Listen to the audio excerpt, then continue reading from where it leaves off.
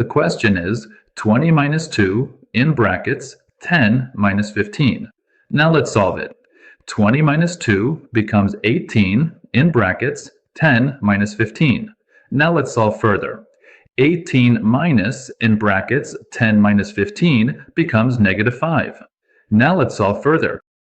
15 times negative 5, so here 18 times 5 gives us 90. And with the minus sign, so the answer will be negative 90. Now this is wrong. Let's rewrite the question again. 20 minus 2 in brackets 10 minus 15. First of all, we'll solve the bracket here. So inside the bracket, 10 minus 15 becomes negative 5. Let's solve it quickly. 10 minus then 2, and inside the bracket, negative 5. We'll solve it further. 20 minus 2 times negative 5. When you multiply minus and minus, it becomes plus. So 20 plus 2 times 5. 2 times 5 is 10.